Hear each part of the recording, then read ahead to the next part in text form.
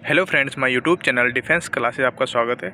आज फिर मैं आपके सामने एक नया वीडियो लेके आया हूँ। इस वीडियो में बताने वाला हूँ कि जो नॉर्मलाइजेशन प्रोसेस होता है उसमें कई सारे डाउट्स बच्चे पूछ रहे थे मेरे से कि एक्स वाई बोथ का भरेंगे तो क्या नुकसान होगा उससे। कि कई बच्चे पूछ रहे थे कि जैसे एक्स का हमें आता है, वाई हम तुक्का लगाएंगे तो क्या उसका एक्स में भी नुकसान होगा, और इसका PSL का सेफ स्कोर क्या होगा। इस सब चीज़ों को इस वीडियो में समझने वाले हैं। चलिए इस वीडियो को शुरू करते हैं। अब सबसे पहले मैं बता देता हूँ कि नॉर्मलाइजेशन होता क्या है। नॉर्मलाइजेशन क्या होता है, जैसे अभी 2-3 इंटेक्स से नॉर्मलाइजेशन शुरू हुआ है। पहला अग्निवीर के पहले नॉर्मलाइजेशन नहीं था, लेकिन ये क्या होता है, फेयर गेम होता है। फेयर गेम का मतलब क्या होता है, जैसे मान लो 2 शिफ्ट, जैसे आपको पता होगा एयरफोर्स की एग्जाम 3-4 दिन चलती है। अब 3-4 दिन में हर दिन में 2-3 शिफ्ट रहती है, तो किसी शिफ्ट का पेपर ईजी आता है और किसी शिफ्ट का पेपर हार्ड आता है। तो इसको इक्वलाइज करने के लिए नॉर्मलाइजेशन प्रोसेस लाया जाता है। तो इसका मतलब क्या है, इसका मतलब मैं आपको बताता हूँ। अब किसी शिफ्ट का पेपर हार्ड आने का मतलब ये होता है कि उसमें क्वेश्चंस आते हैं उसमें उसका लेवल हार्ड हो जाना। अब जब जिस पेपर में जिस क्वेश्चंस के लेवल हार्ड आएंगे तो उनको बिल्कुल वो क्वेश्चन उनको कई बच्चों को नहीं आएंगे, तो उनका फ़ायदा उनको देंगे। अब जैसे मान लो किसी दूसरी शिफ्ट का पेपर ईजी आ गया तो उनके ज़्यादा नंबर आएंगे। तो उसको इक्वलाइज करने के लिए जो हार्ड पेपर जिस शिफ्ट में आया है उसको नॉर्मलाइजेशन मार्क्स दिए जाते हैं। और किसके बेसिस पे दिए जाते हैं, इस फॉर्मूले के बेसिस पे, जो ये फॉर्मूला SSC फॉलो करता है। ठीक है, कई सारे एग्जाम जो FKT एयरफोर्स के डिफेंस सारे एग्जाम फॉलो करती है, कोस्ट गार्ड फॉलो करती है, और SSC भी इस पैटर्न को फॉलो करता है, जो फॉर्मूला है नॉर्मलाइजेशन का, इस प्रोसेस का। तो आप नॉर्मलाइजेशन प्रोसेस को आप समझ के होंगे कि कैसे होता है और ये क्यों लाया गया है, समझ गया। जिसको फेयर गेम बोला जाता है, फेयर गेम के लिए लाया गया है कि सबके साथ एक इनजस्टिस किसी के साथ नहीं हो, जस्टिस सबके साथ हो, ताकि सबको जो हार्ड पेपर आ जाए तो उसको नॉर्मलाइज कर दिया जाए, इक्वलाइज कर दिया जाए सबको। ठीक है, अब आप जब नॉर्मलाइजेशन प्रोसेस को समझ चुके हो तो मैं आपको बता देता हूँ कि जो एक जैसे कई बच्चे पूछ रहे थे कि हमने बोथ का अगर एक मैंने फॉर्म भरा है एक्स वाई बोथ का, तो क्या अगर हमें एक्स का हम सही करते हैं, जैसे एक्स का हमें आता है और वाई में हम तुक्के लगा सकते हैं क्या, और यदि हम तुक्के लगा सकते हैं तो क्या हमें नॉर्मलाइजेशन प्रोसेस जब शुरू होगा तो हमें क्या उसका नुकसान होगा। एक तो ये डाउट था, और दूसरा डाउट ये था कि किस ग्रुप को ओरिजिन में फ़ायदा होता है, एक्स को फ़ायदा होता है या वाई को फ़ायदा नॉर्मलाइजेशन प्रोसेस में। तो मैं आपको वो चीज़ सारी चीज़ें इसमें क्लियर कर देता हूँ। तो सबसे पहली चीज़ तो मैं आपका डाउट क्लियर कर देता हूँ, उसके बाद प्रूफ भी दिखाऊंगा कि नॉर्मलाइजेशन प्रोसेस है ना, वही एक प्रोसेस जो मैंने बताया आपको कि ईजी को जो हार्ड है उसको भी ईजी के बराबर कर देना। ठीक है, इसका ये मतलब बिल्कुल नहीं है कि अगर आपने बोथ का एग्जाम भरा है और आपने एक्स को सही किया है जो आपको आता हो, और वाई में आपने तुक्के लगाए तो आपको नॉर्मलाइजेशन का प्रोसेस से आपको मार्क्स आपके घट जाएंगे एक्स में भी। ऐसा नहीं है, जो भी आपको बोल रहा है ये बिल्कुल गलत है, ऐसा नहीं होगा। ठीक है, आप तुक्के लगाओ कोई दिक्कत नहीं, लेकिन तुक्के लगाओगे अगर नेगेटिव आया तो वो माइनस होगा, लेकिन नॉर्मलाइजेशन प्रोसेस से जो एक्स में आपने सही किया है उससे आपको कोई नुकसान नहीं होने वाला है। ठीक है, तो आप ये बिल्कुल दिमाग से निकाल दो। और दूसरी चीज़, जो आप सोच रहे हो कि एक्स में ज़्यादा फायदा होता है नॉर्मलाइजेशन का या वाई में ज़्यादा फायदा होता है, तो ऐसा कुछ भी नहीं है। वो शिफ्ट पे डिपेंड करता है, शिफ्ट में क्वेश्चन के लेवल पे डिपेंड करता है। अगर आपके शिफ्ट के क्वेश्चन का लेवल हार्ड है तो आपको बिल्कुल वहाँ पे कठिनाई आएगी पेपर उसको सोल्व करने में, तो आपको नॉर्मलाइजेशन प्रोसेस में आपको उस पर मार्क्स आपके बढ़ेंगे। ठीक है, अब मैं आपको इसको प्रूफ बताता हूँ।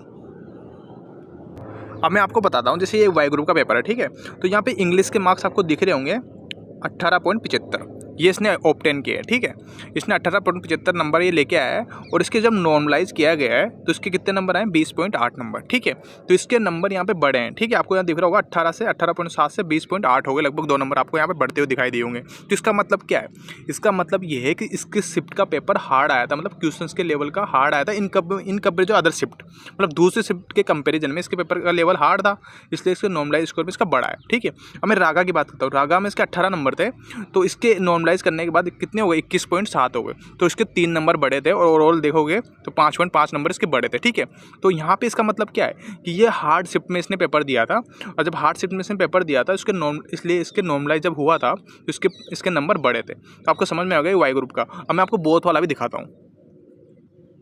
अब मैं आपको ये यहाँ पे बोथ का दिखा रहा हूँ कि बोथ का एक रिजल्ट है, ये दिखा रहा हूँ। अब मैं इसके बीच में आपको एक डाउट और क्लियर कर देता हूँ कि ऐसा नहीं होता है कि आप जैसे फिजिक्स हो, मैथ्स हो, आपने एक शिफ्ट में दिया हो, फिजिक्स का पेपर हार्ड आ गया हो तो जो मैथ का पेपर को भी हार्ड मान लिया जाएगा, ऐसा नहीं है। ठीक है, अगर फिजिक्स का हार्ड है और मैथ का सिंपल है तो उसको सिंपल, जो मैथ का सिंपल है उसके हिसाब से उसको नॉर्मलाइज़ किया जाएगा, और जो फिजिक्स का पेपर हार्ड है उसको उसके हिसाब से नॉर्मलाइज़ किया जाएगा अलग अलग। जिसका एग्जाम्पल मैं आपको यहाँ पे दिखाता हूँ। ठीक है, जैसे इंग्लिश में इसके नंबर थे, ये मैं इंग्लिश की बात कर रहा हूँ, तो 11.25, तो इसके नॉर्मलाइज करने के बाद कितने आए 10.7, तो इसके नंबर कम हो गए। इसका मतलब क्या है, ये बिल्कुल ये यहाँ पे जो नॉर्मल पेपर था जिस शिफ्ट में उसमें बैठा हुआ था, इसके नंबर यहाँ पे कम हुए। ठीक है, अब मैं फिजिक्स की बात करता हूँ, तो फिजिक्स में ये 6.25 इसके नंबर आए थे, और नॉर्मलाइज करने के बाद कितना हो गया 8.7 हो गया, क्योंकि आपको यहाँ पे 2.5 नंबर इसके बढ़े हैं।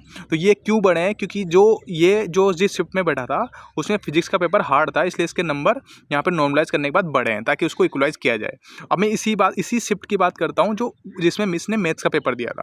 तो मैथ्स का पेपर में इसके नंबर आए थे 11.25, मतलब 11.25, और हुए कितने थे इसके नॉर्मलाइज करने के बाद 11.10। तो अब यहाँ आपको समझ में आ गया होगा, फिजिक्स में नंबर इसके बढ़े हैं और मैथ्स में इसके घटे हैं। तो इसका मतलब क्या है, इसकी शिफ्ट का फिजिक्स का पेपर था हार्ड और मैथ्स का पेपर था इसका थोड़ा सिंपल, इसलिए इसके नॉर्मलाइज करने के बाद इसके नंबर घटे हैं। ठीक है, आपको ये समझ में आ गया होगा, ओवरऑल आपको यहाँ पर दिख गया होगा। ठीक है, मैंने आपको जो नॉर्मलाइज प्रोसेस था यहाँ पे बता दिया होगा। अब मैं इसी की बात करता हूँ, वाई ग्रुप की बात करता हूँ। तो वाई ग्रुप में इंग्लिश का आपको समझ ही आ गया, इंग्लिश का पेपर तो सेम है, एक ही होता है।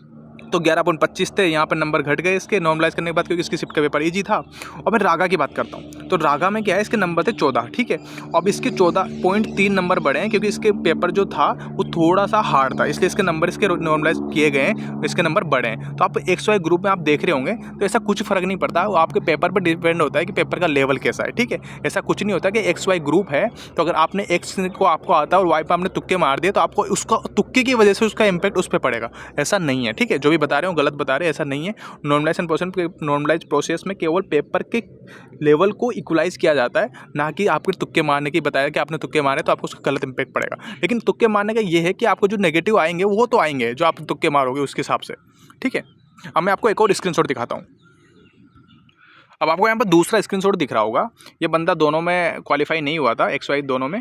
अब मैं इसको आपको दिखाता हूँ। अब देखो इंग्लिश में आपको नंबर यहाँ पे दिख रहे होंगे, 9.25 नंबर इसके आए थे, और इसके नॉर्मलाइज करने के बाद कितना हो गया था 11.28 नंबर। तो इसका मतलब क्या है, इसका मतलब ये है कि ये हार्ड शिफ्ट में बैठा हुआ था, इसलिए इसको मतलब हार्ड पेपर आया था इसका, इसलिए 9 नंबर आए थे। उसको इक्वलाइज करने के लिए इसको 11.2 नंबर दिए थे, मतलब इसके नंबर 2 बढ़ा दिए थे। ठीक है, अब इसका इसी की शिफ्ट की बात कर रहा हूँ मैं। अब इसने जब फिजिक्स का पेपर दिया था तो इसने 2.75 नंबर इसके आए थे, और जब इक्वलाइज किया गया तो इसको पता लगा कि थोड़ी शिफ्ट जो और कंपेरिजन में ये सिंपल शिफ्ट में बैठा था, तो इसके नंबर 0.1 ऐसे कम कर दिए, तो 2.6 हो गया 2.7 से। ठीक है, अब जो मैथ्स की बात करो तो मैथ्स में इसने शायद अटेम्प्ट नहीं किया होगा, तो अटेम्प्ट नहीं किया, लेकिन पेपर का लेवल ईजी था, तो यहाँ पे इसके माइनस में नंबर है -1.3 नंबर। ठीक है, आप यहाँ पे इसके पेपर मार्क्स पे मत जाना, जो मैं आपको पैटर्न समझा रहा हूँ उस पर वो समझना आप। ठीक है, इसके जो मैथ्स है, मैथ्स में इसके नंबर नॉर्मलाइज करने के बाद इसको और माइनस में चला गया, क्योंकि इसका पेपर का लेवल बहुत कम था। ठीक है, अब मैं बात करता हूँ रागा सेक्शन की। आपको इंग्लिश का तो पता लग गया होगा, 9.25 नंबर थे, तो इसके इंग्लिश के नंबर बढ़ गए थे, क्योंकि ये हार्ड शिफ्ट में बैठा हुआ था, इसके पेपर का लेवल हार्ड था, उसको इक्वलाइज किया गया था। अब रागा सेक्शन की बात करता हूँ, तो रागा में इसके 6.75 थे। ठीक है, 6.75 6.75, तो इसका नॉर्मलाइज करने के बाद हो गया था 9.5। तो इसका मतलब क्या है, इसका मतलब इसके लगभग 3 नंबर बढ़ गए थे। तो इसका मतलब क्या है, ये हार्ड शिफ्ट में बैठा हुआ था, इसके पेपर का लेवल हार्ड था, उसको इक्वलाइज करके इसको नंबर दिए गए ज़्यादा, तीन नंबर इसको ज़्यादा दिए गए हैं, तो इसके 9.5 नंबर हो गए। तो इस पर कोई फ़र्क नहीं पड़ता कि आपने कितने तुक्के मारे हैं, इससे नॉर्मलाइजेशन पे कोई फ़र्क नहीं पड़ेगा। बस तुक्के आपके कितने नेगेटिव होते हैं वो आपको इंडिविजुअली स्कोर पे डिपेंड करता है, आपका इंडिविजुअली स्कोर पे फ़र्क पड़ेगा उसके नॉर्मलाइजेशन प्रोसेस में कोई फ़र्क नहीं पड़ेगा। वो तो पहले से नॉर्मलाइजेशन प्रोसेस आपके शिफ्ट के पेपर पर डिपेंड करता है कि आपका कैसा लेवल आता है पेपर का। तो आप जो आप बोल रहे थे कि तुक्के लगाओगे तो उसके नेगेटिव इंपैक्ट पड़ेगा, ऐसा कुछ भी नहीं है। ठीक है, कि आपका डाउट आपका क्लियर हो गया होगा। तो आपके डाउट क्लियर हो गए होंगे। अब मैं PSL का सेफ स्कोर बता देता हूँ। अगर आप एक्स ग्रुप की बात करते हो तो 35 प्लस आपके स्कोर होना चाहिए। अगर आप PSL की बात कर रहा हूँ मैं, पेपर में तो आप 22-23 नंबर से भी क्वालिफाई हो जाते हैं। मैं PSL की बात कर रहा हूँ। अगर एक्स ग्रुप की बात करता हूँ तो 35 प्लस होने चाहिए, और यदि वाई ग्रुप की बात करता हूँ तो 38 प्लस नंबर होने चाहिए आपको, अगर PSL के लिए आप फाइट कर रहे हो तो। क्योंकि एग्जाम तो कोई भी क्वालिफाई कर लेगा, आपको तो लास्ट तक जाना है ना। तो लास्ट तक के लिए आपको वाई ग्रुप के लिए 38 प्लस नंबर होने चाहिए, और एक्स ग्रुप के लिए 35 प्लस नंबर होने चाहिए। अगर आप तैयारी करते हो तो करते रहिए, और यदि आप जब एग्जाम दे के आओगे तो आपको अगर पेपर मुझे शेयर करना है आपको मैं, ताकि और बच्चों को फायदा मिले, तो आप मेरे को व्हाट्सअप पे भी शेयर कर सकते हो। टेलीग्राम चैनल जो मैंने डिस्क्रिप्शन बॉक्स में लिंक दिया हो वहाँ पे ज्वाइन कर सकते हो। मेरे से कोई डाउट वगैरह पूछ सकते हो, कमेंट बॉक्स में बता सकते हो। मैंने डिस्क्रिप्शन बॉक्स में व्हाट्सअप नंबर भी दिए हुए हैं, आप वहाँ पे कोई भी डाउट पूछ सकते हो। और वहाँ पे मुझे अपने पेपर जब हो जाएगा आपका, तो वहाँ पे अपना पेपर आप जो भी क्वेश्चन आपको याद हो, जो भी पैटर्न आप जो भी चीज़ें वहाँ पे हुई है वो मुझे शेयर कर सकते हो। ठीक है, यदि आप चैनल पर नए हो तो सब्सक्राइब जरूर करें।